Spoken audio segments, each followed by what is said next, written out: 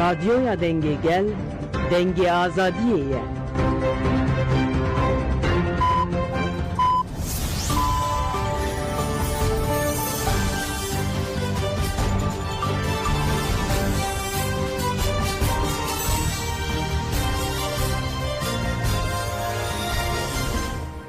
شنوندگان روچیان رادیو دنگی گلدن باشکودارین هجا ایرو 12 هجوت مه 2024 شمیل بروکسل ساعت 11 لامد 12 امین روچیان و روژه پیشکش بکندن دم آزادی بر آپویه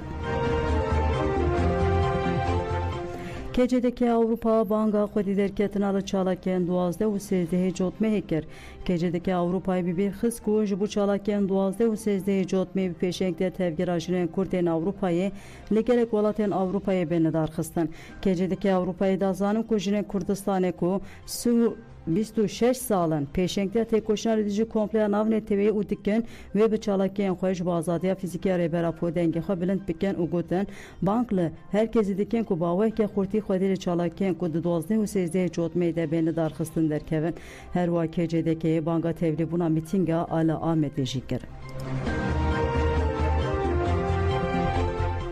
Dostlar Kurdan İtalya'yı panelaj Öcalanra azadi le darxistan ji Abdullah Öcalanra azadi ji perskrek ra kurtre çare seri pengava cihani ku peşenktiya dostlar Kurdan de hecotma 2023 des beker kes salahoya duyemin de çarçuya pengave de çalaken cur be cur tenele darxistan le paytaxta İtalya'yı Roma'ya panele katlı darxistan panel behevkariya şaredariya Roma'ya sendika u saziye sivil en paytaxta pekat seruk şaredariya haştan Roma'ya Amod Sisari Parlamenter İttifaka Keskuçep Francisca Şihiri Sekreteri Kişçi Federasyona Karkeran Aleksandr Rapesi Ji inisiyatifa Abdullah Öcalanra azadiya İtalya'yı Govin Rus Spena endama mesaj şaredariya Roma'yı Michel Susili Parezer Artru Saleri u parlamentera dem partiya Şırnak'ı Nevroz Salaslan beştari panel bun.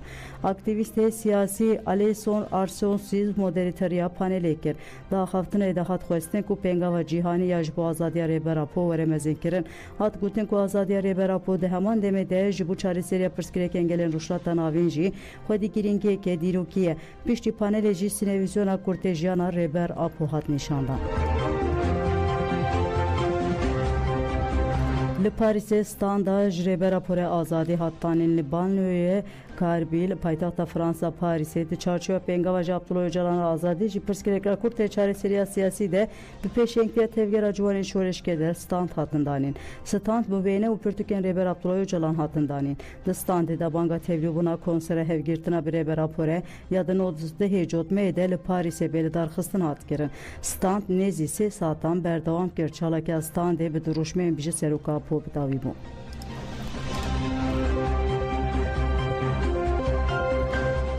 Atina'yı meşal edici komplo navne teveyi hattı darxısını paytaxta Yunanistan Atina'yı bir vesile salvegera 26 a komplo navne teveyi ne hecot meha 1909 هشتان جه ماراتونی حتی بالیوزخانه ترک آل ناوند آتینای مشهد کردن. اندام ناوند چند دموکراتیکا کردستانیان کمیته دفاع کردستان اینسیاتیفا روس اوپ فور روجاوا و رویکونس beştari meşibun meşte çarçuya pengava Abdullah Öcalanra azadi ji perskrekra kurte çareseriya siyasi daha tekirin bu da tevaya meşede da xwazaj bu azadiya fiziki reber Abdullah Öcalan hata qeydiktin.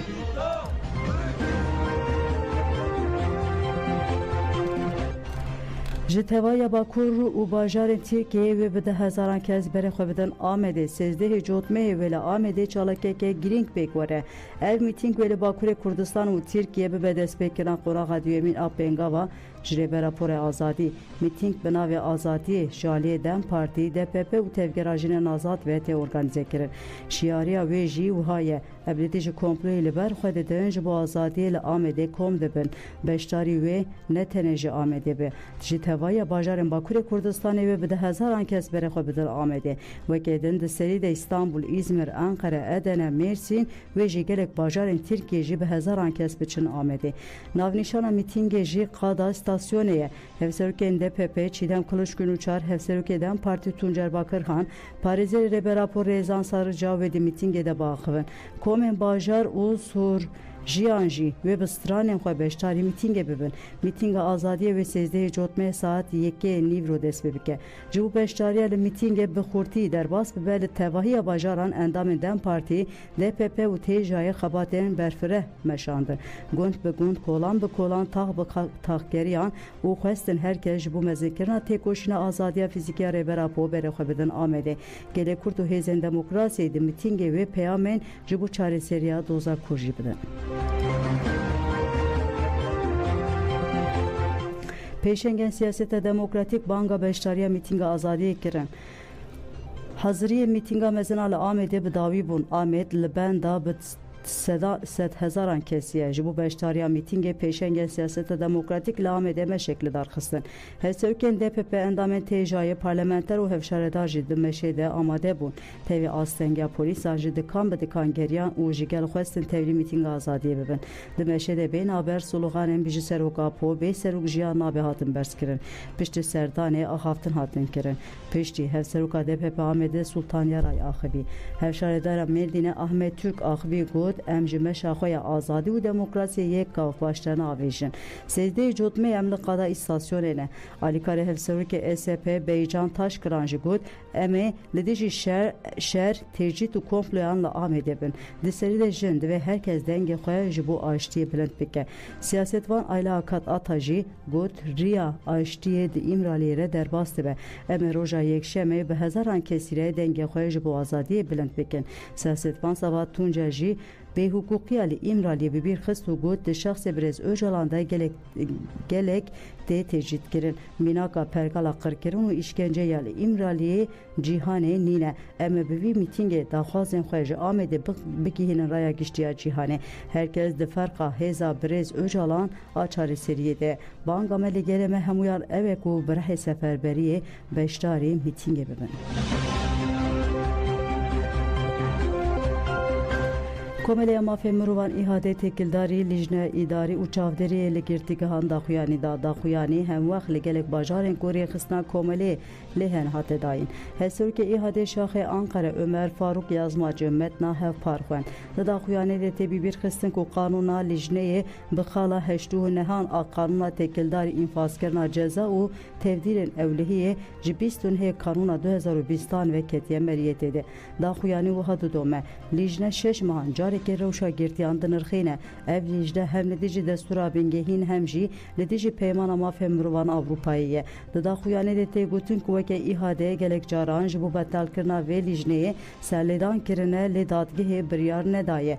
İhadê di daxuyaniya xwe de diyar dike ku ji sala 2021 ve herîkê tahliyeya 501 girtiyan bi mehan hatine talûk kirin.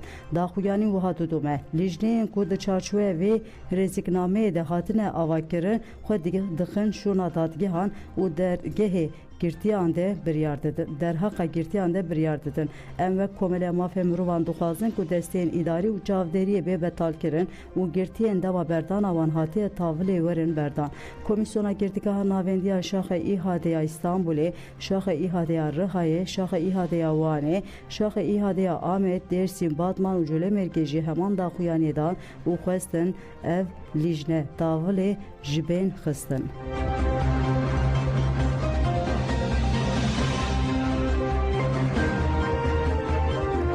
Hevserokê DPP'ye Dîlokê Özhan hat girtin. Hevserokê DPP'ye Dîlokê Mehmet Özkan. Hevserokê Dem Parti'ye Şahin Bey, Mustafa Tunç û Hevserokê DPP'ye Şahin Bey, Müslüm Denizhan Enduh êvarî hatibû min çavkirin piştî îfadeyê sevkîdatgehê hatin kirin. Tunç û Denizhan bi şertê kontrola adlî hatin berdan û Özkan jî hate girtin. Di çarçoya lêpirsîna ku navên de wî İstanbul hate destpêkirin de di heftê cotmeyê de li Amed û İstanbulê endamê Şaxê Sendikaya Ketkaran Zanûs û Perwerdehiyê Eğitimsen ya Amedê Yusuf Eminoğlu jî di nav de 5 kes hatibû min çavkirin.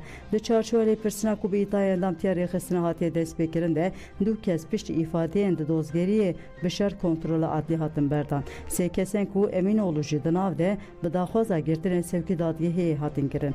Dadgehê derbarê 3 kesan de bi îtayên endamtiya rêxistinê û finansekiran rêxistinê de biryara girtinê wan dan.